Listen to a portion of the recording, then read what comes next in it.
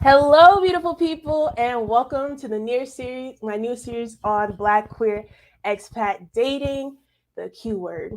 I'm so excited to share my experience, and I know my guests here are excited to share yours. There's two, and I'm so happy to have y'all here. Before we welcome them in, I want to remind y'all that part two of this conversation is going to be happening February 12th at 2 p.m. The link to set a reminder is going to be in the description as well in the chat box. So make sure y'all tap into that. We will have some of the same people that we have today gracing our presence and some new faces as well. If you're new here, my name is Ami. My pronouns are he, him. On this channel, I talk about my experience as a Black, queer, trans, expat, and world traveler since I took the leap and left the United States at 23 years old. Along the way of that adventure, I dropped some resources and insights so y'all have the tools if you want to travel and move abroad yourself. With that being said, if you want to keep on going on this adventure, make sure you go down below and smash the subscribe button. Alrighty, so we're here to talk about dating, right? We're here to talk about all the stuff going on about being Black, being queer, living abroad, and dating. I'm really excited for the guests I have today. They represent so many different backgrounds and experiences, and they're here to share with all of y'all just that. So let's get them in here. Let me see some clapping emojis in the live chat, and please help me welcome Semba, Vi, Ryan, Sean, and Ryan. Hello. Oh God. Hello, everyone. How are y'all? Great. How are you? I'm good. I'm good. I'm so happy to see y'all here. Thank you so much for being here and just offering to this conversation. I'm so excited. I want to give a couple shouts before we get started to the people in the chat. Thank you so much for everyone being here that are commenting. I do have a question for y'all. For everyone on the audience watching right now, if you have a question, your question for y'all is, what is your favorite part about dating? I know some people, their favorite part is meeting people, go new places, have different experiences. So for the audience, people in the comments, let me know if you like dating, what's your favorite part? And if not, let me know what you don't like about dating, because that's real too.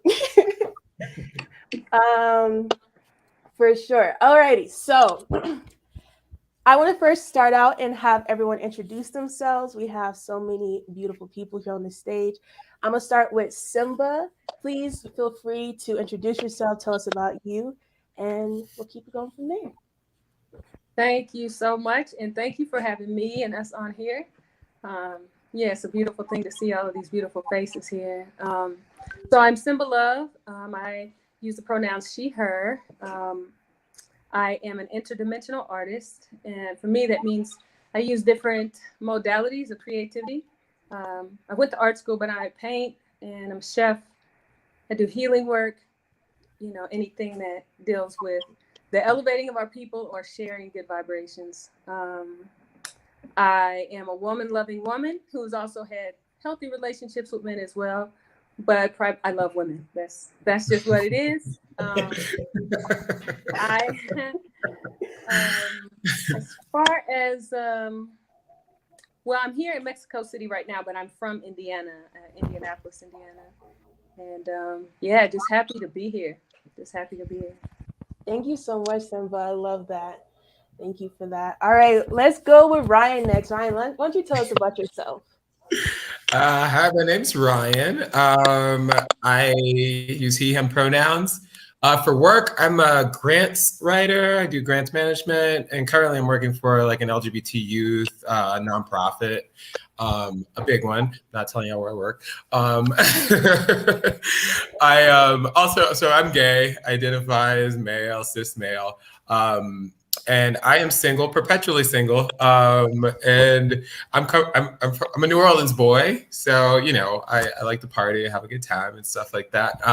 And I'm currently living in Mexico City, so I'm happy to chat with everybody and excited to hear what people have to say. Awesome. Thank you so much for that, Ryan. All right, let's next go over to Jean. Why don't you tell us about yourself? Hey everyone, nice to meet you. My name is Jean. My pronouns are he, him. I guess I identify as pansexual. Currently in a relationship with a guy. I am for work. I am a financial consultant. So all that nice fun number work. But on the side, my love is creating photography, singing, any type of creative work, content. Basically, storytelling is my thing. And I'm here in Mexico City. Um, yeah, I guess that's about it. Awesome. Thank you for that. And last but not least, we got Vi in the building. Vi, why don't you tell the people about yourself? Hey everybody! First of all, thank you, Amy, for hosting this panel. I'm so excited to be here with y'all, to be with everybody in the comments. I'm Vi. My pronouns are she, her, hers. I identify as a Black queer woman. Originally from Miami, Florida, Estados Unidos, but I've been living in Mexico City for the last 6 months, officially 6 months a few days ago. And I don't see myself leaving anytime soon. Well, I don't know if you want to know relationship status, but y'all want to know the relationship status. I am soltera AF. So What does that mean? that's, I speak Spanish and I still don't understand. that's a Spanish for single AF. Okay, so Vi is single as fuck. Okay, so just so y'all know, all these these beautiful people's, I mean, respect people's boundaries, but everyone's IGs are down below in the description. So you're trying to slide into someone's DMs for fun, for relationships, for friends, platonic, whatever. For connection, community, Yes. We're here for it. Alrighty, so before we get started, I want to chat into some of these comments and say hey to everyone. We got Kanoa in the building. Hello, Kanoa. Thank you for joining. We have Shantia. Hello, how are you? Okay, we got Katarina in the building. We got Kalik in the building. We got lots of great people in here. And to answer the question, we already got some cool answers. So some reasons people like to travel. We got Travel Out with Mikkel in the building. If y'all aren't subscribed to that YouTube channel, you're missing out. Not only is it travel, but it's from a Black queer person. Like, you can't get any better than that. Travel Well Mikkel. Mikkel said, new relationship energy, getting all, but I'm a lesbian, so you know how we roll. We have, my favorite part is getting to know myself better as I navigate learning about my partners. That's real. I love that. I think dating really does open up space for people to learn about themselves and really explore who they are. So I think that's beautiful. Also, I want to this is funny. Someone said, come through bilingual. Oh my gosh, I love that. Thank y'all so much for popping in the chats. Please keep the comments going. We love to see it. We're going to start with our first question. And this is for everyone. So feel free for everyone to drop in your knowledge on this one. So this is an overall just to get y'all the juices flowing in everyone's perspective. But how has your experience been dating abroad as a Black queer person? Let's start with Vi. Honestly, a lot. A lot of good, a lot of bad. I had to adjust a lot to seeing the way that I'm seen here. So my dating here has also just been my experience being a Black person abroad in Mexico City. So it's kind of been hand in hand. So here in Mexico City, I feel seen at all times. And at first that felt like a bad thing, but I've been kind of changing the way up a little bit. But what I mean by that, being a Black queer woman who's masculine presenting, living in a space where a lot of people don't look like me. And so I've met a lot of people who aren't used to seeing somebody that looks like me. So a lot of the times I thought it was confusion, or looking at it from the lens of being an American, I saw it as a perceived threat. But there's just so many people just walking down the street, people are taking me in visually, and it was a lot at first. But what I've learned through being in Mexico, there's so many people who are loving and just caring, and now I see it as being welcomed and being welcomed with love. So it's mostly been recently just out of curiosity. I even had somebody ask me on a date, do you ever just have people stop and ask your number on the street? I was like, why would they ask me that? And they were like, just because like, you're so beautiful, like you look so like I just stand out. And so I've been recently like welcomed by the locals and just like taking that energy in. So like I've changed my mindset of it being like how I've interacted with it and seeing myself as like a hot commodity here, to be honest. So okay, like I'm walking differently, I'm interacting with people differently. So that's like allowed me to be more open to dating here and like knowing that I'm a Black queer person who's in Mexico City and I stand out. Yeah, I'm a Black queer person in Mexico City and I stand out. Like, what's up? Period. I love that. Thank you so much for that. I'll also, Ryan, why don't you get in here? What is your experience? How's your experience been dating abroad as a Black queer person? I guess here in Mexico City or just in general abroad? In general, like the whole world, because we know you've been around the whole world. Yeah.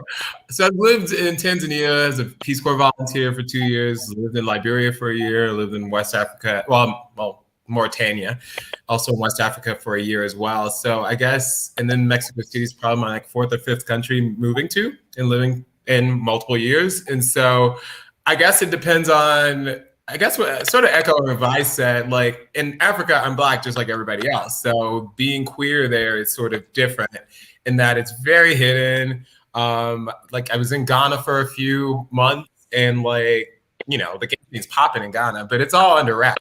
But like in like 99.9% Muslim country, like Mauritania, it's really hard to date there. So, I mean, it depends on the country, but I guess in a lot of more developed countries, the gay scene's a bit more developed as well.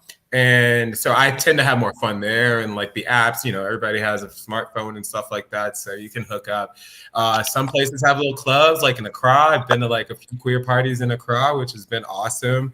And like, it's really nice to have people that look like me. So I'm not, the only way you'd probably fetishize me, I think, would be just for being American, because to look like everybody. But here in Mexico City, it's sort of like echoing what Vi said, I do stand out. And sometimes, you know, depending on my mood, I'm like, I'm either like, don't talk to me, or yes, you can stare at me. And so like the stares, I find out, you know, because like if you stare at somebody in America, you either want to fuck or you want to like fight, right? So depending on my mood, I want to do one or the other. So it's like, here it's awesome. I feel like the dating scene is pretty, I don't know. I love it here. Like it's pretty easy for me to find somebody.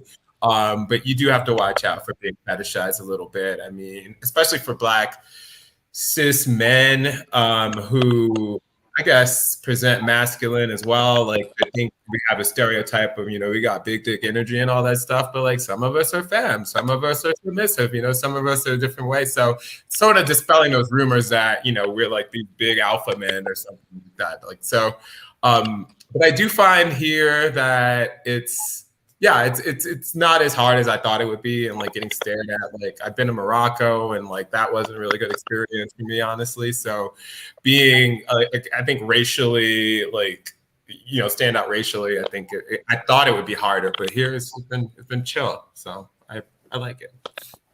I love that, and I think you named a lot of things as far as everything from fetishization, because I know that comes up a lot for Black folks. That's definitely something that if we don't get to in this part, I definitely want to get to in part 2, but it's so many different pieces, I think, to just being Black and being abroad. And also you name like different places, like in Africa, it's like, I'm looking like everybody else. So if you really like trying to like put me out there, it's like, okay, it's more because I'm from America. So there's so many pieces there. So thank you for that. Let's go to Sean. How has your experience been dating abroad as a Black queer person? Well, it's interesting for me because I actually came out while I was living abroad. So that was, you know, I'm in a new place and I'm also in this new aspect of my life. I've dated in France, Spain, Europe, mostly, Latin America a little bit. And kind of the same thing is kind of like, you know, wondering, you always have this in the back of your mind sometimes when you first meet someone, do they want to get to know you because they're genuinely interested, or because they see you as like, oh, I've never dated a Black guy before, you know, or anything like that. But for the most part, I would say has been positive. Especially here in Mexico City, it's definitely been positive. Sometimes I personally am not dating to like meet a life partner, was not dating, I should say, to meet a life partner or anything like that, but just to kind of like get out, meet locals. And it was a really cool way for me to practice my language, just to make connections with local people. But I would say more in Europe, I definitely felt fetishized, where it didn't feel good, even though they try to make it come off as, someone like, oh my God, I just love your black skin. That's like, so, but I would say for the most part, it's definitely been positive. It's been a way for me to understand who I am, what it is that I'm looking for, at a core for a person outside of ethnicity, race, nationality, those type of things. So Mexico City has probably been one of the best places to date. I would definitely have to say there's a variety of people. I mean, here you can date only locals, you can date expats, you can date a little bit of both, you can date nobody, however you choose to. Thank you so much. There we go. Now y'all can hear me. Can y'all hear me? All right, there we go. Thank you so much for that. And that is a lot. I actually is someone that actually as well came out a couple different ways while living abroad. I definitely feel you on that one. I've come out as trans as I've been abroad. I came out as pansexual living abroad. So there's so many pieces of that as well. So I can't wait for us to dive deeper into that. But before that, let's get into why. Miss Semba Love, how has your experience been dating abroad as a Black queer person? Well, this is interesting. I'm loving listening to the other answers, because for me, so I started traveling so I moved to Hawaii for a while in 2017, 18, and I was dating over there, dating not exclusively, but kind of, or for a while anyway. And then the pandemic happened. Let's see. I went to Thailand. Sorry, I have to dial that back. So I went to Thailand first in 2018, and I was over there for almost a year. And I went to Malaysia and a few other countries. And what was interesting was like the Muslim countries is always like a challenge in knowing like what's comfortable, because there are just different unspoken rules in certain places. And, I, for one, don't want to violate them. If I need to find where everybody's at, I'll do that. But when I was over there, I was doing more healing work. So I was healing from the last situation. So I wasn't really dating. I was doing more of the work to get myself in a place to just rediscover myself. And then the pandemic happened and I wasn't dating anyone. When I got back to the States, I was like, yeah, I'm going to chill out for a while. And in that time, like I did go on a few dates, like when I was in Thailand and Malaysia, but they weren't like anything serious because I knew I wasn't going to be there but for a few months. So I'm a lot more reluctant unless the connection is really strong, then I'll pursue it. But if it's not, I was like, I know I'm going to be leaving in about 4 months. So it didn't make sense. And so now I've been in and out of Mexico for a little over a year, and I'm ready to date now, but I haven't been since I've been here. Honestly, part of it is the language barrier. I know I need to learn more Spanish. And 2, I love Black women. I mean, just period.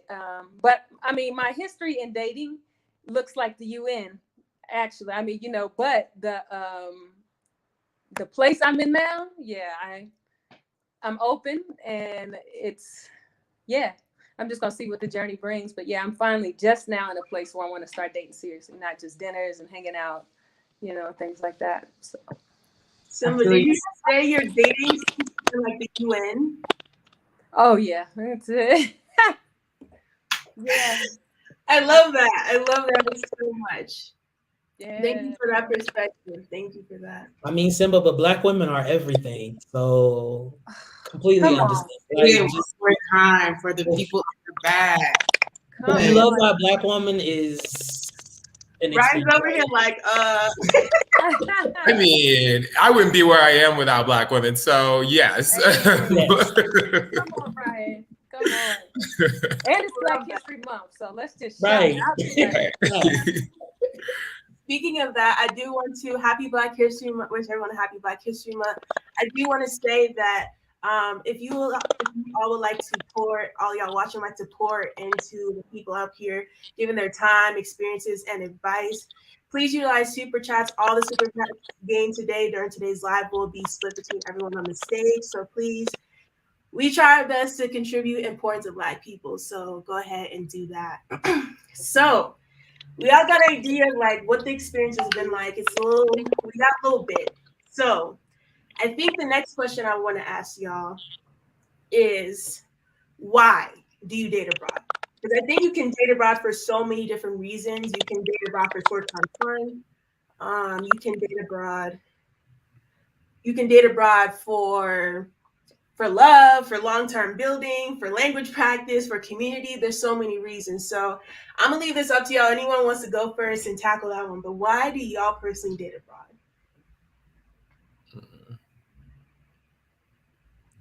I'll go first.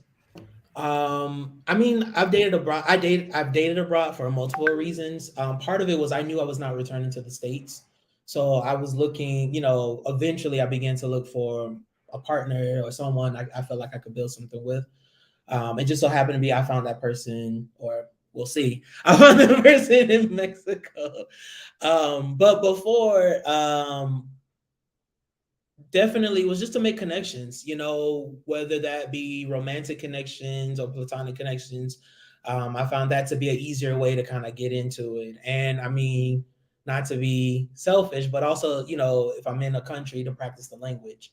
You tend to learn a lot more in those situations of how to communicate your natural flow, or where you like, oh, I really need to practice, or something like that. So it just came. It was just an easier way to kind of practice the language too. So, and I think it was mutual a lot of times. It wasn't like a bad thing.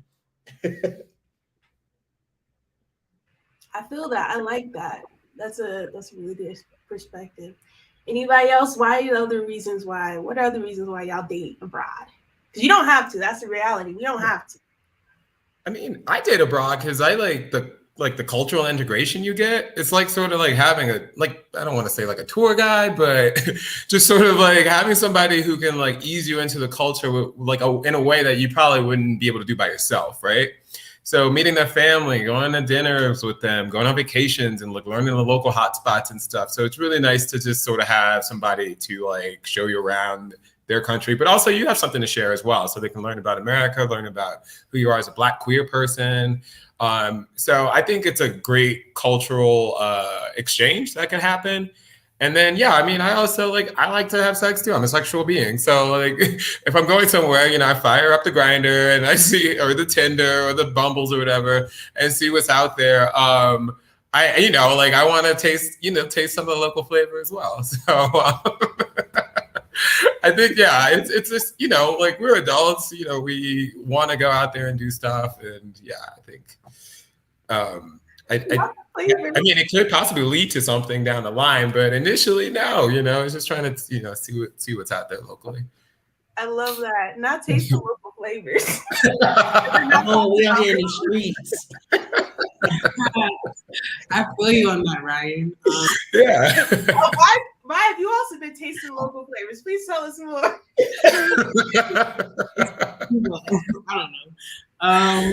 So I'm all of the above over the last 6 months. It's been a busy 6 months for me, y'all. Wow. Here, I was on Ryan's tip. I was like, it's a new city. I don't know anyone. So before I even got off the plane, right when I had connection to data, I was on Tinder and Bumble, and I was swiping. And just my first 2 months here, just meeting a lot of the local people, and really seeing the city through them, and by going on dates and eating and stuff like that, and learning the local delicacies and everything, tasting the rainbow, or what did you say? Tasting the flavors. Yes. The local flavors. Whatever you want to say. And then when I got a little bit more into Mexico City, if you've ever been here, folks who are watching, it can be a very romantic city. I don't know if y'all seen the people who are just at the park, making out, holding hands, hugging. and just really embracing themselves in the middle of the street. And like 2 months in, I was like, that's what I want. I was like, I don't want these fly-by-night situations. I was like, so I started looking for my wife, y'all. Crazy. That lasted about a month. And so now I'm dating abroad because like I've decided to live here for at least a year to settle down. And so I don't want to have like quick connections with people. I've done that. It's been really fun, but I want to like build something here with someone, whether it's a local or someone who's also an expat. Like I'm not looking for my wife yet, but like someone to build something with and see where that goes here since I'll be here for a while. I love that. I do see people rolling around in the grass here. Wife. Like, I love it. I love it. We do a lot of great things here. I also want to show a little interest to the chat. Thank you so much to Mikkel for giving $20 on Super Chats. Thank you to Brittany for giving about $20 on Super Chats. We appreciate y'all. Thank you for pouring into the experiences and the stories. With that being said, I think y'all all gave some really great insights and beautiful things. So thank you for that. So I think y'all all talked about it a little bit, but let's get into this. So the next question I have is, how do y'all find dates? I'm gonna answer this one first. So for me, I found queer people in many places. Some places I didn't even know I could find queer people. I found queer people in hostels, in cafes, on Tinder, on Bumble. Sometimes we'd be in the woodworks. I'd be like, where'd you come from? But then I think about it, I'm queer. So if I'm there, then other queer people could be there too. So I'd love to hear from y'all. If y'all have any interesting stories of where y'all find dates, how do y'all find dates? Is it the apps? Is it in person? Let me know. And let's start with, I think Ryan had a really funny story with this. So let's start with Ryan. Where do you find dates? Oh, wait, what was my funny story? I remember we had a conversation. I should probably tell you. So I remember me and Ryan were talking before the show, and I was like, oh, do you use the apps and stuff like that? Ryan's like, I'm done with the apps. I find you in the bar. I find you somewhere in person. I'm not doing the apps no more. I was gonna say that just now anyway. Okay, yeah, like I've been living in Mexico City for 2 years, so it's been, you know, when I first got here, I was on the apps trying to find people. Pandemic had just started. I was swiping. Such boring conversations on these apps. I'm like, yo, where are you from? It's in the profile. Read the profile. So I just got tired of that. And so I was just like, yo, I'm gonna go out, and here, Vi hit the nail on the head. We stand out here. We look fly here. Like, everybody's checking us out. So have a little confidence, be cocky. And like, I've literally just started giving dudes my number. And like, if we're at parties, I might make out and stuff like that. It's definitely in person for me. So I'm done with the apps. I've deleted all of them. Like, if I don't know, I prefer to go out and meet people. Maybe it's because I'm 35 and maybe I didn't grow up on the apps that much, but like, I would rather just meet you at a bar, cafe. We're everywhere, like, to be quite honest. And it doesn't necessarily have to be at a queer night or anything like that. It's just sort of like make eye contact and like, you know, slip your number onto somebody's table like I did at brunch a few months ago. You know? So. Not the eye contact. Listen, the eye contact got me in trouble. Okay? I'd be like, okay, we're queer. I go over there. It's a straight. They're straight. They're just like looking at me in awe. And I'm like, let me look at that. It looks like we lost Semba. I think she's coming back. I think we got her coming back. Alrighty. But to Ryan's point, though, sometimes it be the ones in the bar that you don't think, and then they be you know, trying to slip you. You be like, oh wait, I thought you wasn't, you know, part of the mafia. You know, I didn't know you was part of the alphabet mafia. But you know, okay, cool. Let's, you know. I've woken up in some beds that weren't my own after a very long night out. So I'm just saying. But you also have talked about, you know, you traveled a lot. You've been around the world. How do you find dates when you do date abroad? Well, a couple of them have been in person, and honestly, a couple of them have been people just hit me up in my DM. They're like, "Hey, do you want to have dinner?" I'm like, "Cool, let's do it." And that has been a really nice way to just like, you know, get some companionship, some stimulation, But like I was saying, because I knew I wouldn't be there, you know. And other times it was just someone asking me to go out, like, do you want to go out for drinks, things like that. And in Thailand, it was a woman who worked at the place that I was staying. And I got to know her, and we started spending time together. But I knew I was leaving. And yeah, and then you start getting the question, are you coming back? When are you coming back? And it's like, oh, man, okay. That has curbed a little bit of like my just like flighty dating situation. Yeah, let's see, any other, but like I said, nothing too spicy. And you know, with the history, like just full transparency, like I've been dating for a long time, or dating women for a long time, and so my need to like date a lot isn't as much, because yeah, I have enjoyed my time dating women, and I look forward to more and much more, but so it hasn't been like a heavy dating situation, but most of it has been just like in person. I haven't used any of the apps yet, so. All right, so on the next episode, we're going to be showing Semba how to make a Tinder profile. So Semba Love will be on Tinder, yes, at a place near you. Hey, I'm with it. Also, with that being said, I want to make space. If y'all have any questions, please feel free to drop them below in the comments. We definitely want to answer your questions here in person as well. So yeah, let's see. Speaking of comments, let's see what we got here. So it looks like the comments, y'all have a lot to say, and a lot of what y'all are saying is resonated with people. We have sorry, y'all. We have Kanoa here. Kanoa is trying to shoot her shot. She says she's a Black trans woman in the house. So listen, y'all. She also talked about that she dates a Black because she loves the cultural differences, which I think we all kind of spoke about, like being able to see wherever you are in a different perspective. It really is beautiful. Deshaun told us local cuisine. I think I was talking about tasting different flavors. So we got local cuisine up in here. Shantia is really cool. We look fly everywhere. Okay, Black people, listen, the melanin, the sun is everywhere, so the melanin is popping wherever we go. So yeah, I think that's really good. So we also have a question from Tashawn: how to Tinder abroad. I think this is an important thing. I mean, if I got to, I can make a video on this, you know, y'all. I think it has to be. I think I have a little too much experience on Tinder because I met one too many people on Tinder, but it can really bring up some great connections and great conversations. I think it's the profile and the conversations, because Ryan hit it on the head when he was talking about the conversations get so boring sometimes, because it's like, how are you? Where are you from? What do you like to do? What are your favorite parts of the city? And these are for like people who are here.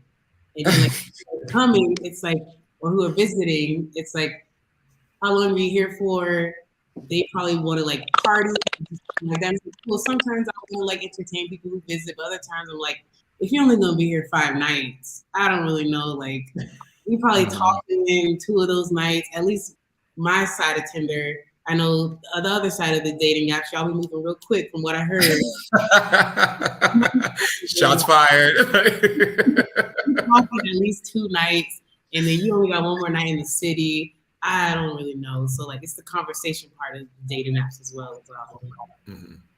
I've used the apps a lot. So for me, it was just an easy way to meet people. But for me, it's like, I don't want to talk all day. Like, it's just like, let's like have a quick conversation and then like, hey, do you want me for a coffee? Do you want me for a drink? Like, if I feel like the vibe is going, because I want to see what you look like, you know. And if you just, you know, we just talking to have, in the words of Duran Bernard, a heated fellowship, then let's get to the point, you know. Not heated fellowship. So you know, so it depends on what I'm looking for. And I would say I use the apps differently, you know. Tinder was more about I was trying to make connections. Grindr was about I'm trying to have heated fellowship. You know, and so it just went off of that, you know, and so I think using the apps is okay. I think you should, especially if you like brand new to the city, because it just kind of gives you a feel for like who's in the city, what the queer scene might be like. Are people really on there? But yeah, and there's nothing wrong with a little heated fellowship. We all need it every now and then. I love that, John. I'm gonna use that moving forward. Heated fellowship. I'm dead. We definitely will get into all the heated fellowship and a couple questions because the people want to know. But we have a question right now that I think is a really great question from Kaylin. And they ask, how do y'all get connected to other Black folks in Mexico City? Are you mostly getting connected to fellow Black expats or also Afro-Indigenous communities?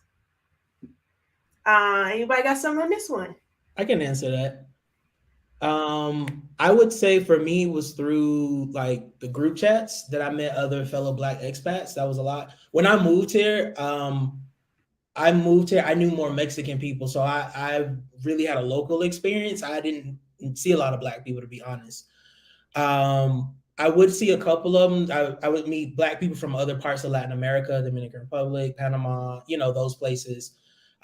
As far as Afro-Indigenous communities, they are here in the city. I do know a lot of them are concentrated in other states. One is like Guerrero. A lot of them are near the coast. We love water. So a lot of them are in like what's the word? Veracruz. So they're in different parts of the country. So sometimes with it, but definitely Facebook groups, social media was the way I connected with other Black people.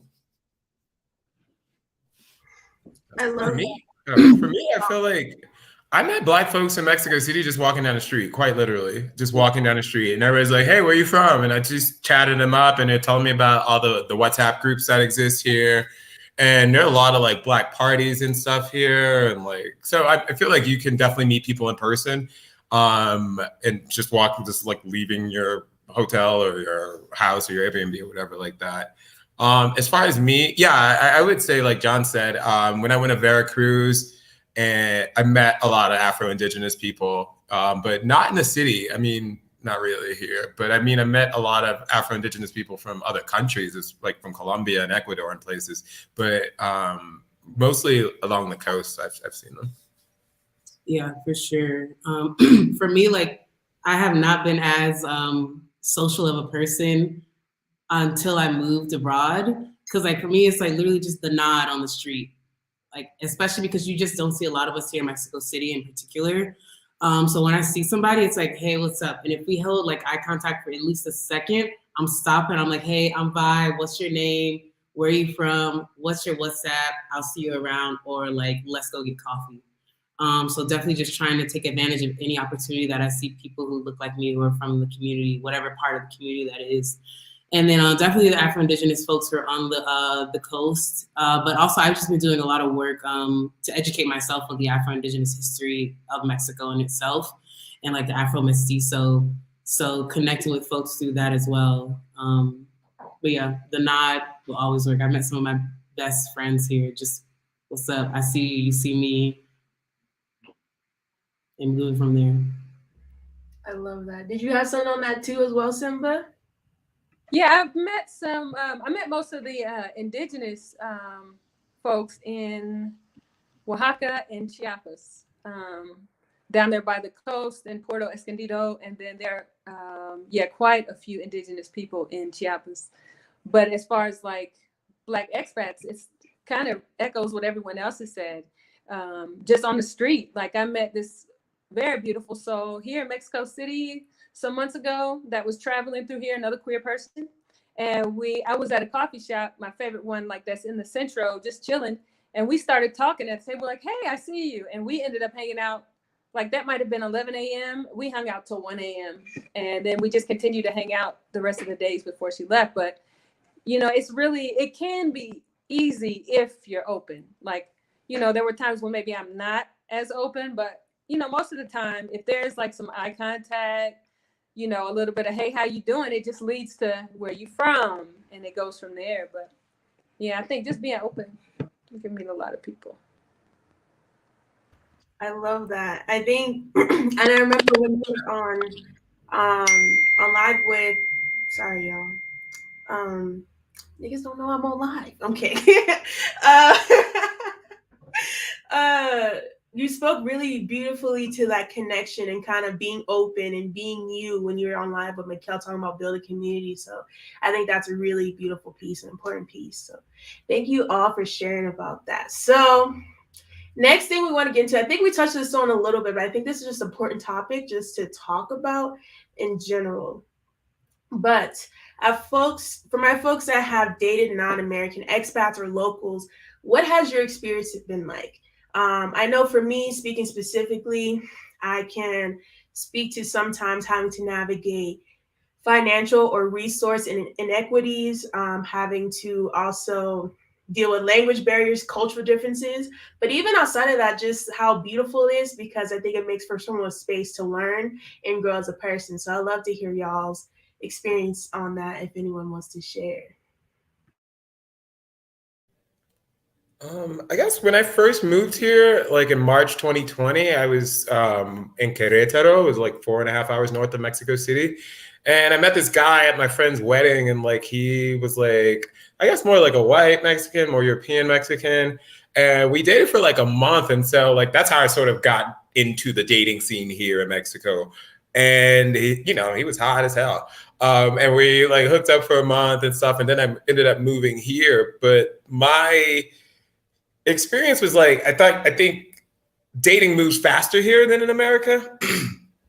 And when I was studying abroad in France, it was the same thing. Like many years ago, like dating moves fast there. But like I guess for me here, I was like, whoa, slow down. I barely even know you. Like he was calling me every day. I was like, whoa, I need some space and stuff like that. And he was like a bit better off here than I guess the average Mexican. So we and he spent time in America. So we had that cultural bond, which I think is really important to have. And yeah, he had the financial resources sort of like probably better than mine, so so we got along really well. It's culturally, we're very compatible. So I think that depending on the person you date and whether they maybe left their country or have spent a lot of time around, Americans or whatever like that, you can get, you can get somebody from, I don't know, like your compatibility can be either really compatible or not compatible at all because of language barriers. Like I'm lucky that guy spoke English, right? Because my Spanish was not that good enough to like, date and talk on the phone all the time and all that stuff. So I think it depends on the type of local. Maybe they studied abroad in the US or in Europe or somewhere. Or yeah, the expats, if they're from, maybe Western countries, more developed countries, they might be a certain type, or they can be from developing countries where they went to like the American school or the British school, and like just you can be more compatible with them because as Americans, we probably have the same similar cultures. So Thank you for that. Can I get one more person? Anyone else have anything on this one before we move to the next question? Go ahead, Jean. I can go. I'm currently dating a non-American. And so it's been an experience. I mean, there's good things, there's bad. My partner does not speak English. So, just a little things of just learning different culturally what is expected from a partner or having to communicate. I would say, in any relationship, communication is the key, or when you're trying to make a connection. But especially when you're meeting someone who's not, from the same culture or whatever like that. You can date an American and they not be Black, and you have cultural differences there too. So I think that's the biggest thing, is just to be open to it, to understand and to say like, not everything is going to go the way you think it should go, and also leave space for that person to feel it. Like my partner has never been to the US, so we don't even have that connection to reference or anything like that. So it's definitely been interesting. For example, here in Mexico, they're definitely more family oriented, community oriented versus the individual. And so that has been a challenge for me because I'm a very direct person. This is what I want. This is how I am. You like it or love it. And he's definitely more like, well, let's talk about it. How does that affect everybody? And those type of things. And so I've had to grow in some areas. And as well as I feel like I've also allowed growth on his side to be able to say like, no, I don't want this just because you like it. I don't, so it's been an experience, but that's been my experience, dating abroad as well, but that's what you're dating people outside your culture. I feel like that's part of the experience you want to have. And yeah, it clashes sometime, and then you find out, no, this person is just a douche. It's not a cultural thing.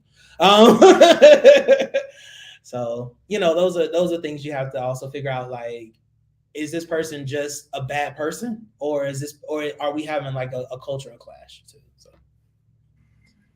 Sean, that's so real. I remember when I was living in Ecuador, and I was seeing this guy, and he was from Colombia, so we had a lot of cultural differences. And I remember even time was like a big thing. Like I would be like, okay, we're gonna meet at this time.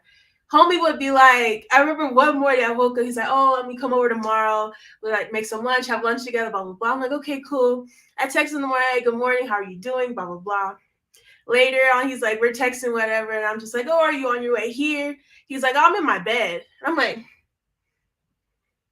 you're supposed to be here. Like, what you mean you in your bed? He's like, and he's like calling me. He's like, I'm not lying to you. I'm like, it's not about you lying. Communicate time. I think that's a big thing I have had to learn, that time isn't as a sensitive construct for other folks in other countries. And so when I was like mad that my friends or someone I was dating was like 15, 20 minutes, 30 minutes late, I'm thinking they don't respect me. In all actuality, here, time and respect isn't really something that's tied together. So I think that's a really big thing as well. So thank y'all for sharing that. So I want to go into kind of a spicy question. I think everyone is wondering. So my question for all y'all is, how has your sex life been, or how has it changed since being abroad? And are there any notable stories? I'm going to let whoever decides to take the wheel on that one go first.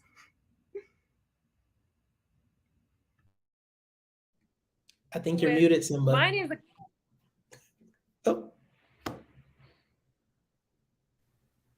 I guess I can go. I feel like I'm definitely much more freaky abroad than I am I'm like slutting it up sometimes when I'm abroad because of the anonymity, right? But in America, if you're doing that, you might run into somebody from college or wherever in your life, so sort of keeping it on the low. But here it's like you have a high degree of anonymity, which I think is really good for being, I think, let's say, I guess, exploring a bit more sexually. And maybe if you have fewer partners back home, you could probably have more here. That's how I feel, at least. And just experimenting a bit more and being a bit more open sexually, I think it like sort of releases me a little bit. And I mean, America is a bit puritanical compared to some other countries. And so I feel like in Mexico, for example, like I feel like I can be a little bit more loose and laid back. No crazy notable stories. No.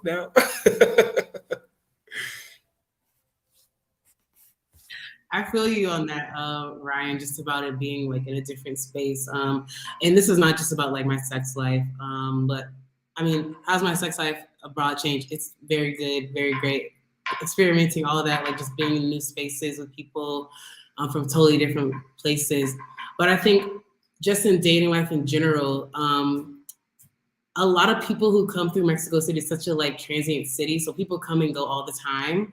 And so I might go on a date with a person. That's the only time that I meet them. And so it's like, I'm gonna give them the best vibe. I'm gonna give them like the top shelf vibe experience. And you can take that in whichever ways y'all want. But it's true, like I'm gonna give them that experience and like really show my best self, because you never know like when I'll see them again, if ever again. So that's definitely how I've changed, is just making every opportunity, like making sure like that's the best opportunity for them, but also for myself. I love that. You say, I'm going to give you the best I can give you. What's that thing Mariah Carey said? I'm going to do the best I can with what I got. Something like that.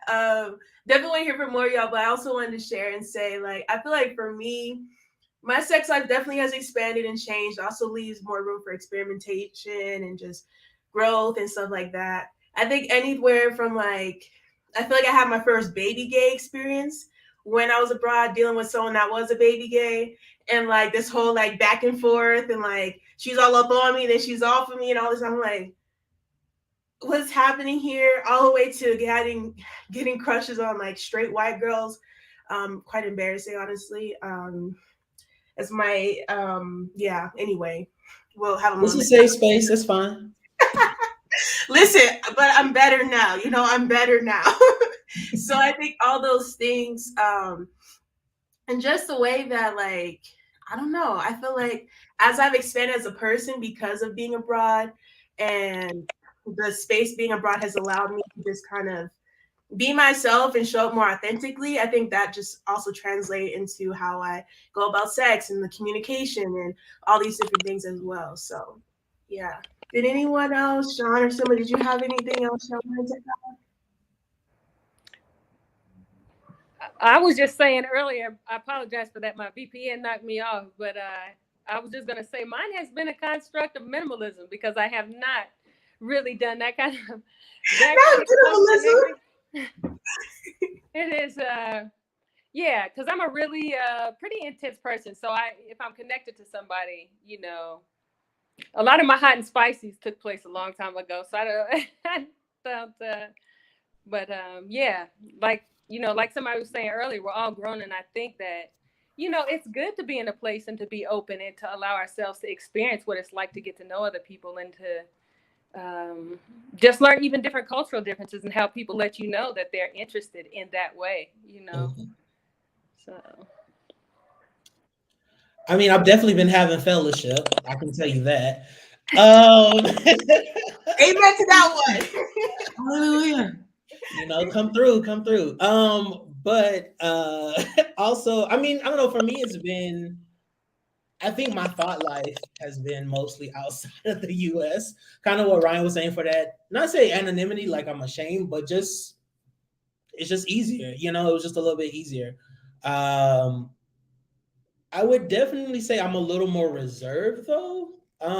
Just from not to get serious or anything, but just from especially if I'm dating guys or anything like that, you know, having access to different services if something should happen, and not necessarily knowing where to go to get those in those countries. So I'm definitely a little more cautious. But I mean, fellowship is happening, definitely. So you know, it may be, you know, you may have a little warm up to it, but it's definitely there. I feel like abroad people are a little bit quicker to get to the point, which I appreciate.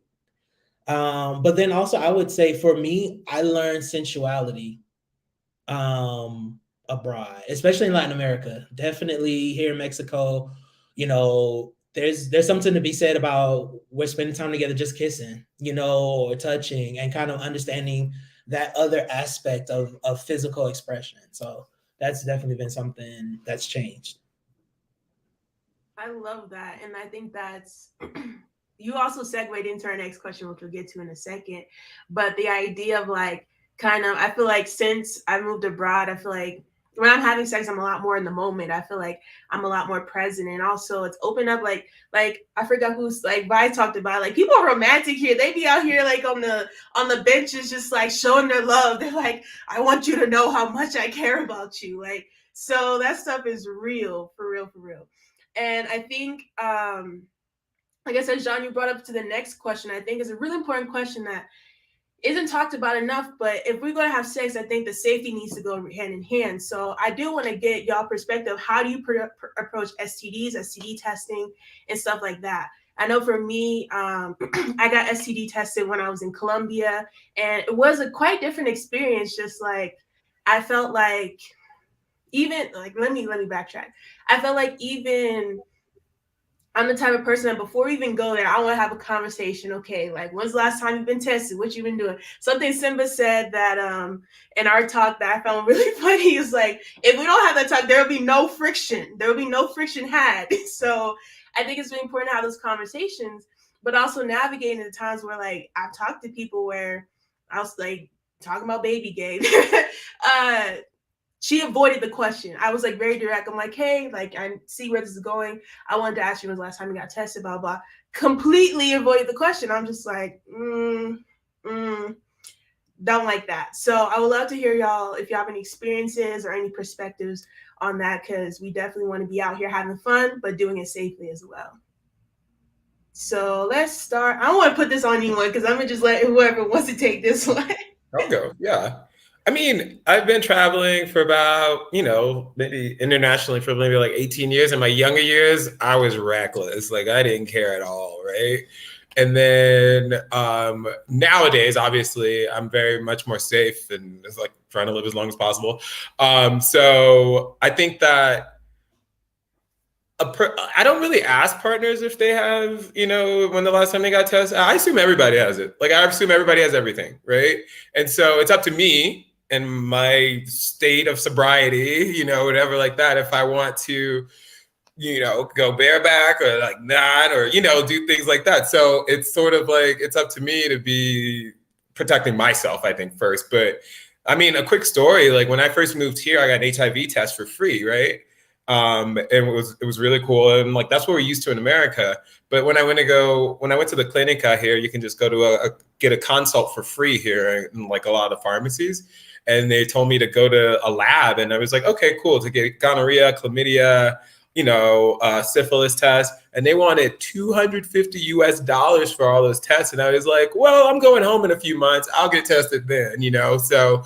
I think that the cost of some testing in certain countries could be, expensive or cheap, depending on what kind of test you're getting. Also, what country you're in. So in a lot of Muslim countries, it's taboo to go get a test. Why are you getting a test? What are you doing out there? You're not married or whatever. So there's cost and accessibility. And I think also a big word is equity and like getting tested out there. So but I would say sometimes I just wait to go home, to be quite honest. Like I'm not paying $250 here.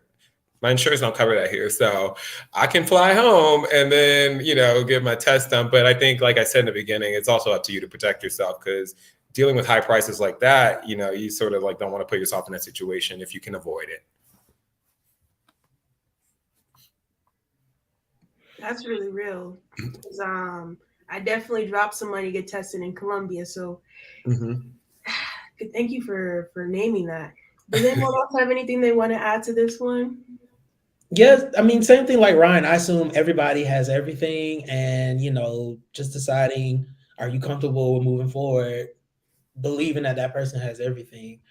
And I definitely see, like here, even if you wanted to, like before in the States, I used to be on PrEP because I was dating someone, whatever. And so, but you think like, okay, well, I'm out here in the streets, let me do what I can to protect myself. But then you realize like it's not a thing here, or it's only for specific categories of people. It's not easily accessible. And so kind of what you're saying, like you see that in a lot of places there are barriers to access, there are barriers to getting certain services.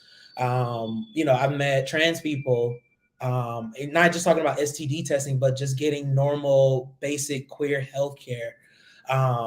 It's I was in Brazil for a while, and it's just like just unheard of. Like you just like where it's like in secret, some little hole in the wall clinic, and they have like very little resources.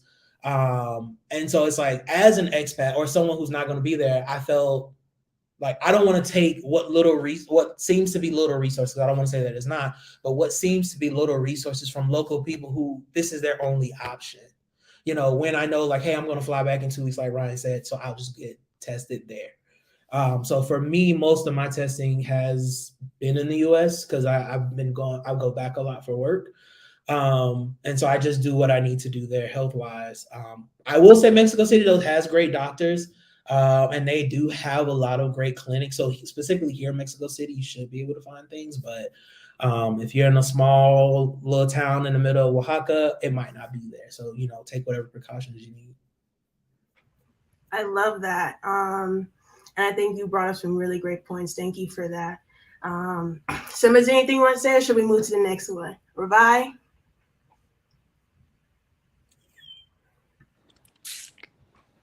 Wait, did you want to move on, or did you just want to say Semba?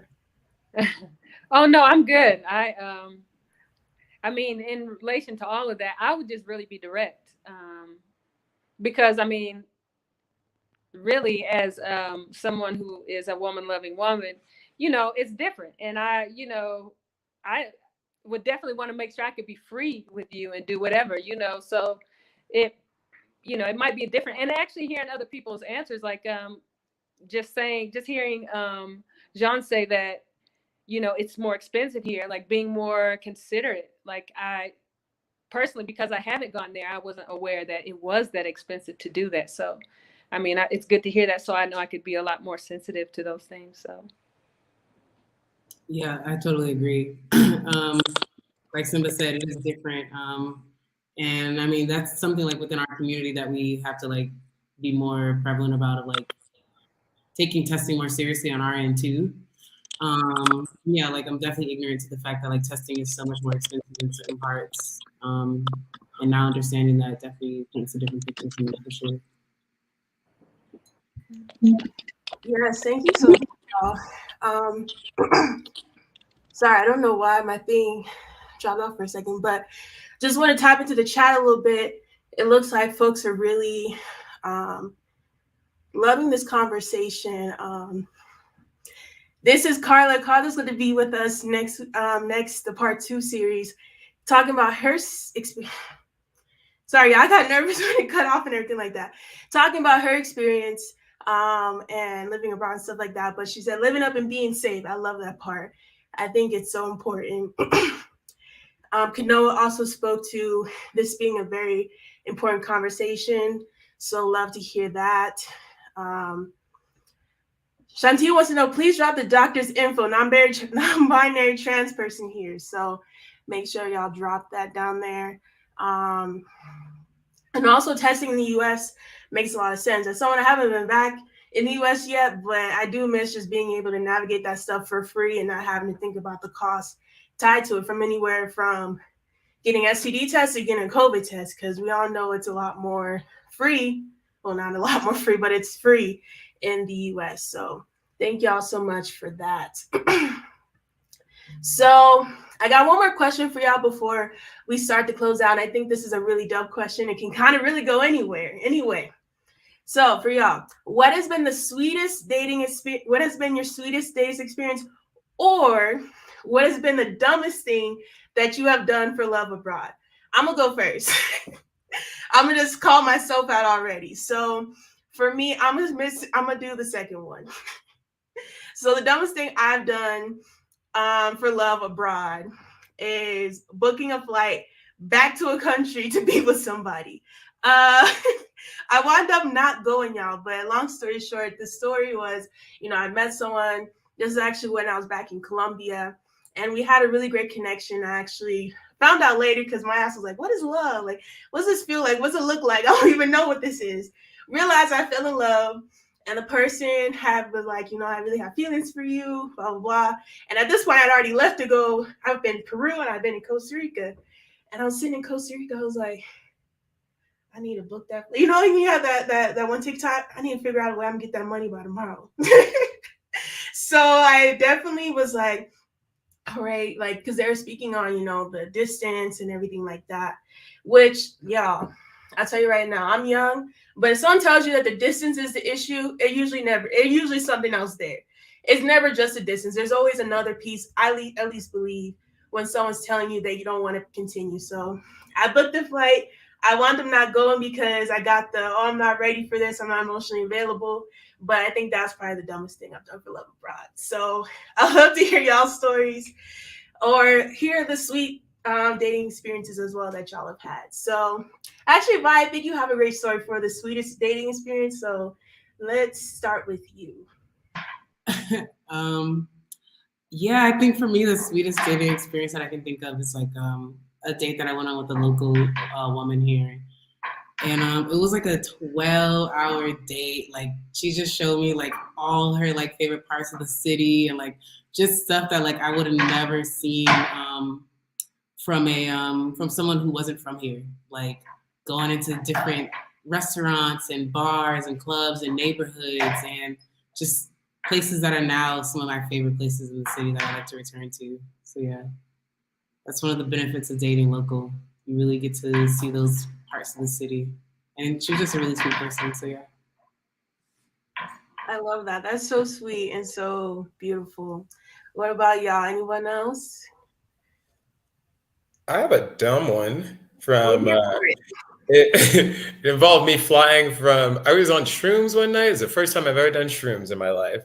And I was chatting with this dude. He lived in Colombia, right in Bogota. And he was like, yo, come see me or whatever. Like, let's hang out. And I think we'd met briefly before. Like, I was in Bogota before and had briefly met him.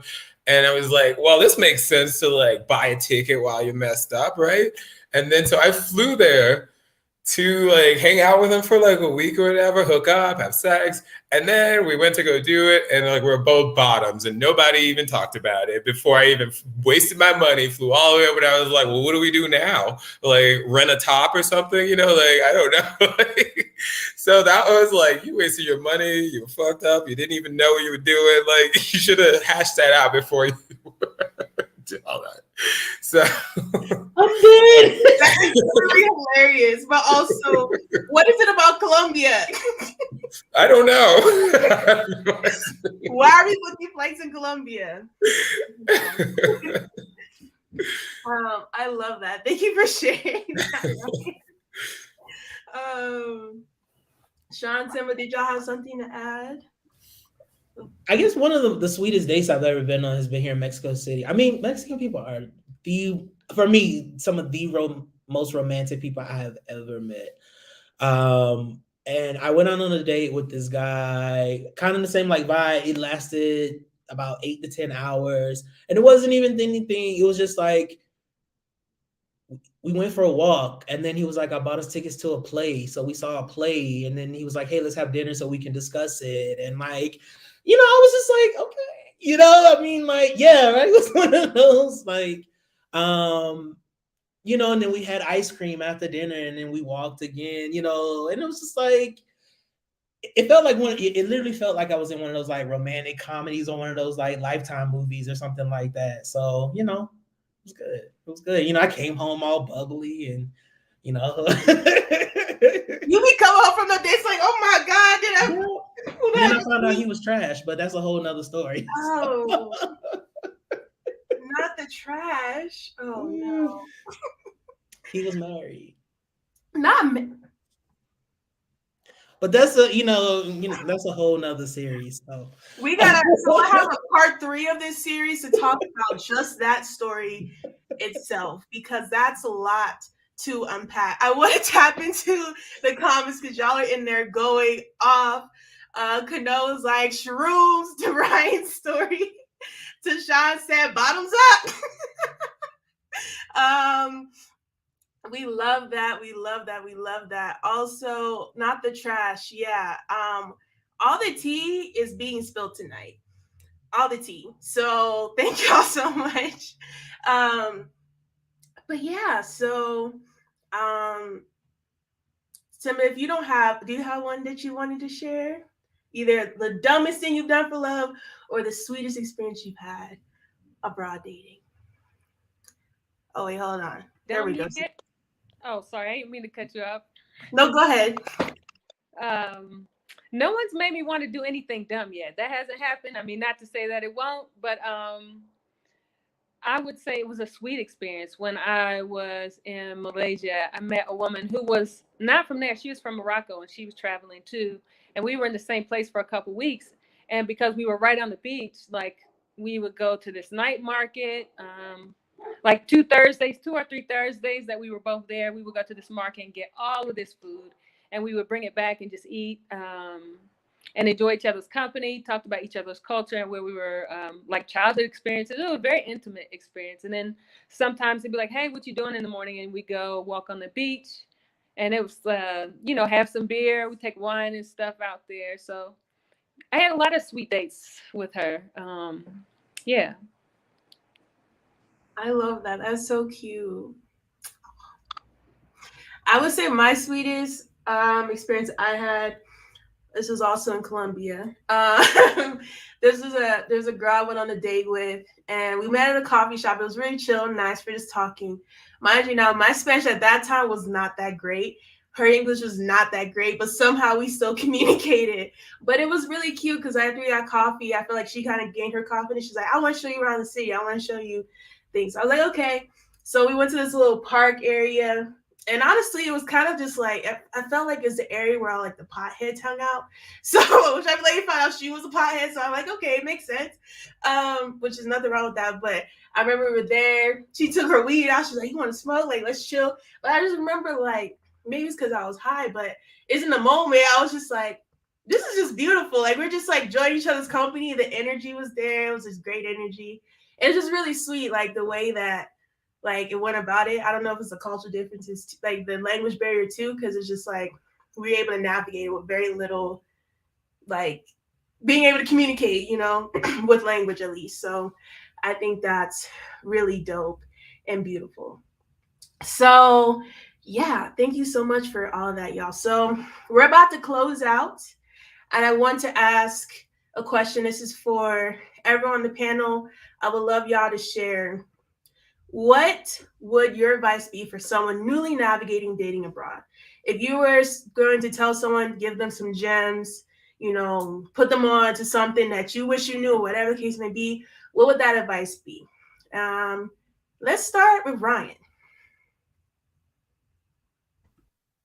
Oh, I would say two things. I would say be open. I think we talked about this earlier, but be curious and be open to meeting to new experiences.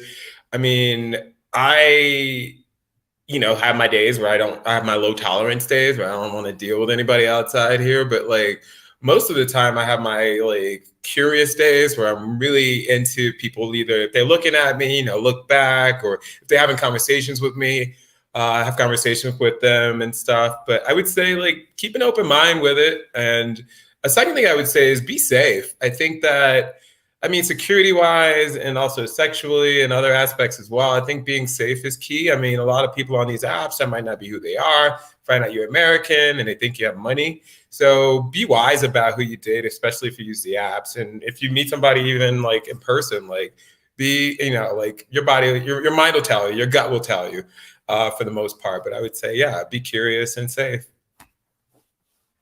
That intuition. Mm-hmm. What about you, Vi? What would your advice be to someone newly navigating dating abroad?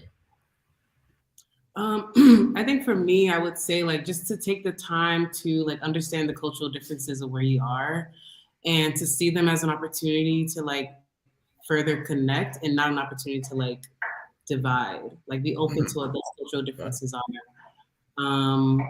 And I think also I'm gonna go back to something that you said earlier about you falling for like straight women. I'm gonna take a case for like straight people. And I think for folks who have never been like open, who have been open to like being into those type of relationships, but just like have never had that opportunity. What I found here, like dating abroad and dating with other expats, is that like, especially it's not where they're from, it's where they are right now. And I feel like a lot of people who are expats are very creative when it comes to the lifestyle that they create for themselves. And it also allows them a lot of opportunity to be creative and more open to the people that they date too. I also have a theory. So this is my last point. I have a theory. It's called the Pythagorean theorem. It's that everybody's a little gay. They just might never tap into it into their lifetime.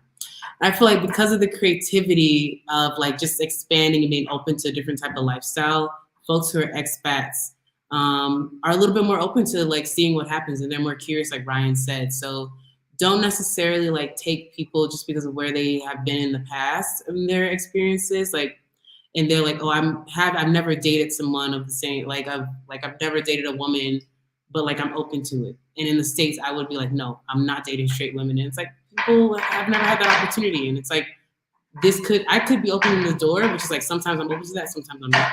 But basically I'm saying like, just be curious and be open and meeting people where they are. It's like, we all are navigating life differently and like are really creative and curious. So like, why end it at like the dating and at the bedroom? I love that, especially what you said about meeting people where they are, because listen, who I am today and who I was a year and a half ago before I left the Estados Unidos, I don't know that nigga. I don't. If I saw him on the street, I wouldn't know. I do not know who that is. So I think that's a very good point of meeting people where they are, and I think that can create a lot more opportunity for growth and connection. What about you, Semba? What would your advice be for someone newly navigating dating abroad?